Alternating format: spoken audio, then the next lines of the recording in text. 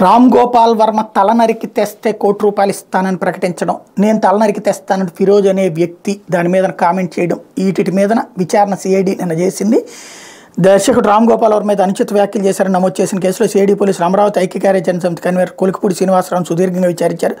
ఈ నెల 8న జరిగే విచారణకు మరోసారి హాజరు కావాలని నోటీసు ఇచ్చారు. హైదరాబాద్లో ఓ ఛానల్లో అంటే టీవీ5 ఛానల్లో మాట్లాడి తనపై అనుచిత వ్యాఖ్యలు చేశారు. రామ్ గోపాల్ వర్మ ఇచ్చిన ఫిర్యాదు మేరకు శ్రీనివాసరావుపై కేసు నమోదైన సంగతి తెలిసిందే. సిఐడి పోలీసులు ఇటీవల హైదరాబాద్లోని శ్రీనివాసరావు నివాసానికి వెళ్లి విచారణకు రావాలంటూ 41A నోటీస్ అందించారు. అందులో భాగంగా ఆయన బుధవారం విచారణకు హాజరయ్యారు. ఉదయం 10:30 గంటలకు తన న్యాయవాదులతో కలిసి గుంటూరులోని సిఐడి ప్రాంతీయ కార్యాలయానికి వెళ్లిన శ్రీనివాసరావును సాయంత్రం 6 గంటలకు పోలీసులు బయటకు పంపారు.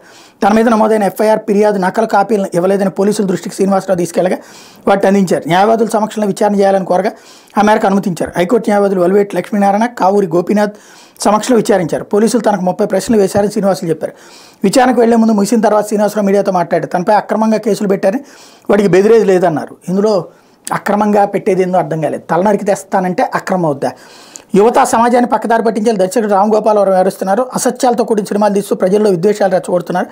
ఆయన తీసిన వ్యూహం సినిమా అందుకు నిదర్శనం. ఇంతకీ సినిమా చూశారా? ఆయన బయటకు వచ్చిందా? రెండవది, సినిమాల ఉద్ధారకుడిగా తయారు కావాలనుకుంటే సినిమాలు బోలెడన్ని అడ్డదిడ్డంగా వెళ్తున్నాయి. దాంట్లో మందు తాగడం సరదా, లేకపోతే అమ్మాయిలతో పడుకోవడం సరదా అని తీసే సినిమాలు ఉన్నాయి. అవే సమాజాన్ని ప్రభావితం చేసేది రాజకీయ సినిమాలా?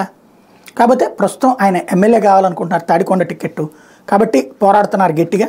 అందులో భాగం ఈ స్టేట్మెంట్లు ఏ మేరకు జరుగుతుందో చూద్దాం.